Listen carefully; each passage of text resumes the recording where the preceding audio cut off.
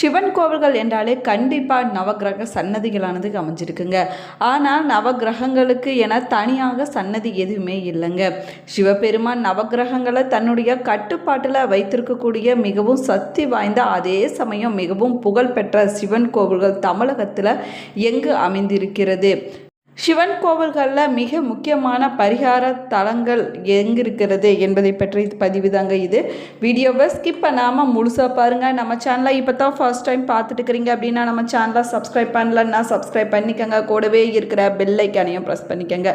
உங்களுக்கு ஜோதிட ரீதியாக சந்தேகம் இருந்தாலும் சரிங்க, தனிப்படையாக ஜோதிடம் பார்க்க விரும்பினாலும் சரி, இந்த வீடியோவுக்கு கீழே டிஸ்கிரிப்ஷனில் வராகியம்மன் ஜோதிட நிலையத்தோட தொலைபேசி எண் கொடுத்துருக்குறேன். இந்த எண்ணுக்கு தொடர்பு கொண்டு பேசி பாருங்கள். உங்கள் பிரச்சனைகளுக்கு சரியான தீர்வு கிடைக்குங்க. வாங்க வீடியோக்குள்ளே போகலாம். உங்களுக்கு சிவபெருமான் பிடிக்கும் அப்படின்னா ஓம் நமச்சிவாயா என்ற வாசகத்தை மறக்காமல் கமெண்ட் பாக்ஸில் 3 முறை பதிவிடுங்க. பொதுவாக பார்த்தீங்கன்னா நம்ம சொல்லும் பெரும்பாலான சிவன் கோவில்களில் பார்த்தீங்கன்னா நவகிரக சன்னதிகள் தவறாமல் இருக்குங்க. கிரகதோஷ நிவாரணம், ஜாதக சிக்கல்கள், கால தடை தீர நவகிரக வழிபாடு அவசியம் என்ற நம்பிக்கை ஆயிரக்கணக்கான ஆண்டுகளாக சொல்லப்பட்டு வருதுங்க. ஆனால் சில சிவன் கோவில்களில் பார்த்தீங்கன்னா நவகிரகங்கள் எங்கேயுமே இருக்காதுங்க. இதற்கு பின்னால் ஒரு ஆழமான புராண காரணமும் அதிர்ச்சியூட்டக்கூடிய ஆன்மீக கருத்துக்களும் இருக்குதுங்க. புராண நம்பிக்கைகளின்படி யமதர்மன் மனித உயிர்களை காணிக்கை வைத்திருக்கக்கூடிய நியாயத்தின் காவலர் ஆவார். அவர் சில தலங்களுக்கு சென்று சிவபெருமான சரணடைந்து வழிபட்டதாக புராணங்களில் சொல்லப்பட்டிருக்குதுங்க. யமன் வழிபட்ட தலங்களில் காலம், விதி, கிரகங்கள் அனைத்திற்கும் மேலானவர் சிவன் என்பதை உணர்த்தப்படுது. அதனால தான் கிரகங்களோ கட்டுப்படுத்தக்கூடிய இடங்களில் கிரகங்களுக்கு என்று தனி சன்னதிகளானது இல்லை அப்படின்னும் ஆன்மீக தத்துவத்தில் சொல்லப்பட்டிருக்குதுங்க. மேலுமே பார்த்தீங்கன்னா நவகிரகங்கள் இல்லாத பிரதிஷ்டை செய்யப்பட்ட சிவாலயங்கள் எங்கு அமைஞ்சிருக்குது அப்படின்னு பார்க்கலாம் வாங்க. திருவான்மையூர் மருத்தீஸ்வரர் சென்னை பக்கத்தில் இருக்கக்கூடிய இந்த ஆலயத்தில் நவகிரக சன்னதிகளானது இல்லையாமாங்க. யமன் வழிபட்டு தன்னுடைய பாவங்களை நீக்கிய தலம் அப்படின்னும் நம்பிக்கையாக சொல்லப்படுது. இந்த ஆலயத்தில் வழிபட்டோம்னா தீராத பிரச்சனைகள் தீர்ந்து விடுங்க. நோய் பாதிப்பு இருக்கக்கூடியவங்க இந்த ஆலயத்தில் வழிபாடு செய்வது ரொம்பவே பிரசித்தி பெற்றது அப்படின்னும் சொல்லப்பட்டிருக்குது. மேலுமே பார்த்தீங்க அப்படின்னா திருநள்ளாறு பாரணேஸ்வரர் புதுச்சேரி பக்கத்தில் அமைஞ்சிருக்குதுங்க. சனீஸ்வரனுக்கு பெரிய பெயர் பெற்ற தலம் என்றாலும் கூட நவகிரக சன்னதிகள் இந்த ஆலயத்தில் இல்லைங்க. யமன் வழிபட்டதால் சிவன் அருளாலேயே அனைத்தும் கடந்தது என்பதை உணர்த்தக்கூடிய தலமாகவும் இந்த திருநள்ளாறு திருத்தலமானது சொல்லப்படுது. திருவாடுதுறை மாசிலா மணீஸ்வரர் நாகைப்பட்டினத்தில் அமைஞ்சிருக்குதுங்க. பண்டைய ஞானத்தலம் அப்படின்னும் அழைக்கப்படுது. இங்கு நவகிரகங்களானது இல்லைங்க. யமன் தன்னுடைய கர்ம பந்தங்களிலிருந்து விடுபட இங்கு சிவபெருமான வழிபட்டதாக ஐதீகமாக சொல்லப்படுது. மேலுமே பார்த்திங்கன்னா ஸ்ரீ வாஞ்சிநாதர் திருவாரூரில் அமைஞ்சிருக்குதுங்க. இது ரொம்பவே விசேஷமான தலம் அப்படின்னும் சொல்லப்பட்டிருக்குது. யமதர்மனுக்கே தனி சன்னதிகள் இருக்கக்கூடிய ஒரே சிவாலயம் இந்த ஆலயம் தாங்க. அதனால தான் இங்கு நவகிரகங்களுக்கு இடம் இல்லை அப்படின்னும் சொல்லப்பட்டிருக்குது. அதே போல் மரண பயம் தீர்க்கக்கூடிய தலம் அப்படின்னும் இந்த ஸ்ரீ வாஞ்சிநாதர் ஆலயமானது அழைக்கப்படுது. திருக்கடையூர் அமிர்த கடேஸ்வரர் மயிலாடுதுறையில் அமைஞ்சிருக்குதுங்க. மார்க்கண்டேயனை காக்க யமனை காலால் அடக்கிய சிவன் இங்கு சம்ஹாரம் செய்ததாக தல புராணங்களில் சொல்லப்பட்டிருக்குது. அதனால தான் காலத்திற்கும் கிரகத்திற்கும் மேலான தலம் அப்படின்னும் இந்த தலமானது அழைக்கப்படுதுங்க. அதே போல் பார்த்திங்கன்னா திருமலபாடி வைத்தீஸ்வரநாதர் கோவில் தஞ்சைக்கு பக்கத்தில் அமைஞ்சிருக்குதுங்க. இந்த ஆலயத்தில் ஆரோக்கியம் அருளக்கூடிய தலம் அப்படின்னும் அழைக்கப்படுது. இங்கு நவகிரக சன்னதிகள் எதுவுமே இல்லைங்க. யமன் வழிபட்டதுனால நோய், விதி, காலம் அனைத்தும் சிவனுக்குள் அடக்கும் அப்படின்னும் நம்பிக்கையாக சொல்லப்படுதுங்க. திருப்பையஞ்சலி திருச்சி மாவட்டத்தில் அமைஞ்சிருக்குதுங்க. வாழை மரம் தலை விருட்சகமாக இந்த ஆலயத்தில் அமைஞ்சிருக்குது. பசுமை சூழ்ந்த ஆன்மீக தலமாகவும் இந்த தலமானது சொல்லப்படுது. இங்கு பார்த்தீங்கன்னா நவகிரகங்கள் சன்னதிகளானது இல்லைங்க. யமன் வழிபட்ட தலமாகவும் இந்த தலமானது சொல்லப்படுது. அதே போல் திருவெண்காடு ஸ்வேதாரண்யேஸ்வரர் புத்திர தோஷ நிவர்த்திக்கான புகழ்பெற்ற தலமாகவும் சொல்லப்படுதுங்க. இந்த ஆலயத்தில் பார்த்தீங்கன்னா நடராஜர் சிதம்பரம் நடராஜரை விட பழமையானவர் என நம்பிக்கையாக சொல்லப்படுது. இந்த ஆலயத்தில் எந்த ஒரு நவகிரக சன்னதியும் இல்லைங்க.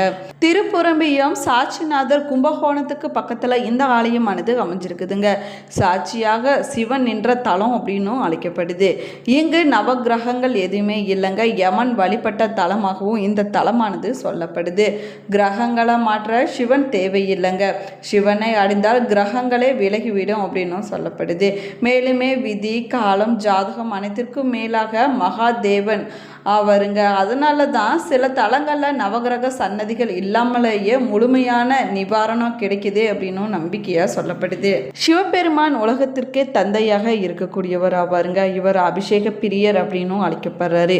இவரை நம்ம வழிபட்டோம்னா நம்முடைய வாழ்க்கையில் இருக்கக்கூடிய துன்பங்கள் மட்டும் இல்லைங்க, நம்முடைய வாழ்க்கையில் இருக்கக்கூடிய கர்ம வினைகளால் மீண்டும் மீண்டும் பிறந்து துன்பப்படக்கூடிய நிலை இல்லாமல் முத்தி நிலை கிடைக்கும் என்பது சிவபக்தர்களுடைய அசைக்க முடியாத நம்பிக்கையாக சொல்லப்பட்டு வருதுங்க. சிவ வழிபாட்டுக்கு உரிய மாதத்தில் நம்ம இந்த எளிமையான பரிகாரங்களை வழிபாடுகளை நம்ம செய்வதனால சிவபெருமானுடைய அருளை முழுமையாக நம்மளால் பெற முடியுங்க. இதனால் நம்முடைய வாழ்க்கையில் இருக்கக்கூடிய பலவிதமான பிரச்சனைகளிலிருந்து விடுபட முடியும், மகிழ்ச்சியான வாழ்க்கையை வாழ முடியும் அப்படின்னும் சொல்லப்படுது. அது மட்டும் இல்லாமல் நிதி பிரச்சனைகள், திருமண தடை, மனக்குழப்பம் போன்றவற்றை சரி செய்யக்கூடிய வழிகளை இந்த பரிகாரங்களானது நமக்கு கொடுக்குங்க. சில எளிய பரிகாரங்களை நம்ம செய்வதன் மூலமாக நம்முடைய விருப்பங்கள் அனைத்துமே நிறைவேறுங்க. மேலுமே நம்முடைய வீட்டில் மகிழ்ச்சி, அமைதி மற்றும் செல்வ செழிப்பானது கிடைக்கும் அப்படின்னு அசைக்க முடியாத நம்பிக்கையாக சொல்லப்பட்டு வருது. செல்வம் பெருக திங்கட்கிழமை நாளில் பக்கத்தில் இருக்கக்கூடிய சிவன் கோவிலுக்கு போய் கங்கை நீர் மற்றும் சுத்தமான நீரால் சிவலிங்கத்துக்கு நம்ம அபிஷேகம் செய்ய வேணுங்க. அதற்கு பிறகு சர்க்கரை மற்றும் பழங்கள், சந்தனம், திருநீர், வில்வம் போன்றவற்றை படைத்து நம்ம வழிபடுவது ரொம்பவே சிறப்பு வாய்ந்ததாகும். அதே போல் ஊதுபத்தி மற்றும் விளக்கு ஏற்றி வழிபட்டோம் அப்படின்னா செல்வ நிலை உயரும் அப்படின்னும் சொல்லப்படுதுங்க. பொருளாதாரம் தொடர்பான பல பிரச்சனைகள் தீரும் அப்படின்னும் சொல்லப்படுது. இந்த பரிகாரம் நிதி வளர்ச்சியை பெற்றுக் கொடுக்குங்க. இந்த பரிகாரம் பொருளாதாரத்தில் உயர்வை ஏற்படுத்துங்க, நிலையான வருமானத்தை பெற்றுக் கொடுக்கும் அப்படின்னும் சொல்லப்படுது. மேலுமே பார்த்திங்கன்னா வேலை வாய்ப்பு மற்றும் உரிய அங்கீகாரம் பெற செல்வாக்கு உயர திங்கட்கிழமை நாளில் பஞ்சாமிர்த அபிஷேகம் செய்வது ரொம்பவே சிறப்பு வாய்ந்ததாகுங்க. பால், தயிர், தேன், சர்க்கரை மற்றும் பழங்கள் சேர்த்து பஞ்சாமிர்தம் தயாரிக்க வேணுங்க. முதல்ல கங்கை நீரால் சிவலிங்கத்துக்கு நம்ம அபிஷேகம் செய்துவிட்டு அதற்கு பிறகு பஞ்சாமிர்தத்தால் அபிஷேகம் செய்ய வேணும். அபிஷேகம் செய்ய முடியாவிட்டால் பஞ்சாமிர்தத்தை நைவேத்தியமாக படைத்து உங்களுடைய பிரார்த்தனைகளை சொல்லி நீங்கள் அன்றைய நாளில் வழிபாடு செய்வது ரொம்பவே சிறப்பானதாகுங்க. இந்த பரிகாரத்தை செய்வதனால தன்னம்பிக்கை, புகழ் மற்றும் வெற்றி அதிகரிக்குங்க. தொழிலில் நல்ல முன்னேற்றமானது கிடைக்கும் அப்படின்னும் சொல்லப்படுது. அதே போல் திருமண தடைகளை நீக்க சிவலிங்கத்துக்கு ஜல அபிஷேகம் செய்து ஓம் நமச்சிவாய என்ற மந்திரத்தை நம்ம சொல்ல வேணுங்க. தண்ணீரில் குங்குமம் பூ கலந்து ருத்ராபிஷேகம் செய்து திருமணத்திற்காக பிரார்த்தனையை நம்ம செய்து கொள்ள வேணும். இந்த பரிகாரம் திருமண வாய்ப்புகளை கொண்டு வந்து சேர்க்குங்க. நல்ல செய்தி கிடைக்க வாய்ப்புகள் அதிகரிக்கும் அப்படின்னு சொல்லப்பட்டிருக்குது. இங்கு பரிகாரத்தை தொடர்ந்து செஞ்சுட்டு வருவதனால மங்கள காரியங்கள் நடைபெறுவதில் இருக்கக்கூடிய தடைகளானது விலகி நன்மைகளும் மகிழ்ச்சியும் அதிகரிக்குங்க. ஆன்மீக நன்மைகளையும் பெற்றுக் கொடுக்குங்க. பூஜை, விரதம் மற்றும் சடங்குகள் மூலமாக வாழ்க்கையில் நல்ல மாற்றங்கள் ஏற்படுங்க. சிவபெருமானை நம்ம வழிபடுவதன் மூலமாக நம்முடைய வாழ்க்கையில் மகிழ்ச்சி, அமைதி மற்றும் செல்வ செழிப்பானது கிடைக்கும் அப்படின்னும் பக்தர்களுடைய நம்பிக்கையாக சொல்லப்பட்டு வருது. சொத்து தொடர்பான பிரச்சனைகள் தீர்க்க திங்கட்கிழமை நாளில் சிவன் கோவிலுக்கு நம்ம போக வேணுங்க. அங்கு போய் சிவலிங்கத்துக்கு தண்ணீர், வில்வ இலை போன்றவற்றை படைத்து நம்ம வழிபட வேணும். சொத்து பரிவர்த்தனைகள் சுமூகமாக நடக்க நம்ம வேண்டிக் கொள்ள வேணுங்க. இந்த பரிகாரத்தால் நீண்ட நாட்களாக சொத்து வாங்க நினைக்கக்கூடியவங்க விருப்பங்கள் அனைத்துமே நிறைவேறுங்க. நிலுவையில் இருக்கக்கூடிய சொத்து பிரச்சனைகள் அனைத்துமே தீர்ந்துவிடும் அப்படின்னும் சொல்லப்படுதுங்க. இந்த பரிகாரத்தை தொடர்ந்து செஞ்சுட்டு வந்தோம்னா நம்முடைய வாழ்க்கையில் செல்வ செழிப்பு வளர்ச்சியும் கிடைக்கும் அப்படின்னும் சொல்லப்படுது. மேலுமே பார்த்தீங்கன்னா நோய்கள் தீர்ந்து உடல் மற்றும் மனநலம் நன்றாக இருக்க திங்கட்கிழமை நாளில் சிவன் கோவிலுக்கு சென்று கோவில் வளாகத்தை நம்ம சுத்தம் செய்ய வேணுங்க. சொல்லுங்கள். அதற்கு பிறகு நம்ம வேண்டிக் கொள்ள வேணும். நல்ல ஆரோக்கியம் மற்றும் அமைதியான மனநிலை கிடைக்க வேணும் அப்படின்னு நம்ம மனதார சிவபெருமானிடம் வேண்டிக் கொள்ள வேணுங்க. கோவிலில் நம்மளால் முடிந்த ஏதோ ஒரு வேலையை எடுத்து நம்ம செய்வது ரொம்பவே சிறப்பானதாகுங்க.